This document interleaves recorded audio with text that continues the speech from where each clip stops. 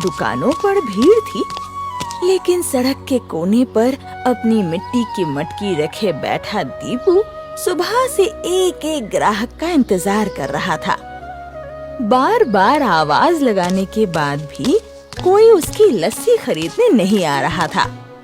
दोपहर ढलने लगी, मगर उसकी मटकी लगभग भरी हुई थी।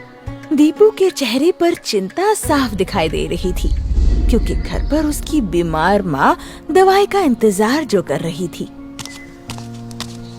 आइए भैया, ठंडी मीठी लस्सी ले लो। अरे देसी दही की लस्सी है, बस 10 रुपए गिलास। दीपू, आज रहने दे भाई, जेब थोड़ी तंग चल रही है, कल पिएंगे।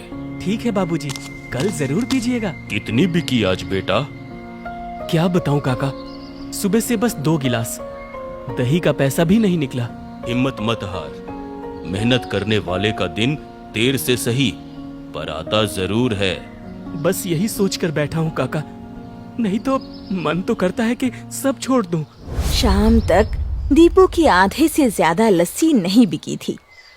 जेब में सिर्फ 12 रुपए थे।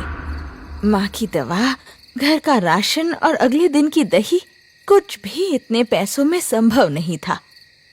टूटा हुआ दीपू घर लौटते समय रास्ते के पुराने पीपल के पेड़ के नीचे बैठ गया। उसके दिल का दर्द आंसू बनकर बहने लगा। हे भगवान, मैं किस दरवाजे जाऊं? माँ की दवा के पैसे भी नहीं जुटा पाया। मैं सुबह से शाम तक मेहनत करता हूँ, फिर भी मेरी मटकी खाली क्यों नहीं होती? क्या गरीब आदमी के हिस्से में बस दुख ही लिखा है? अगर कल माँ की दवा नहीं आई तो उनकी खांसी और बढ़ जाएगी। मैं क्या करूं? दीपू रो ही रहा था, अचानक पीपल की शाखाओं में तेज हवा चलने लगी। उसी समय ऊपर से एक लाल गुलाबी चमकता फूल टूटकर सीधा उसकी मटकी में जा गिरा।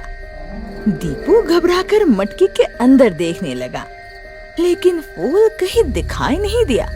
मटकी के अंदर से ठंडी हवा और गुलाब जैसी खुशबू उठ रही थी। ये कैसा फूल था? और मटकी ये इतनी ठंडी कैसे हो गई? छोड़ो, शायद मेरा वहम होगा। पहले घर चलूं।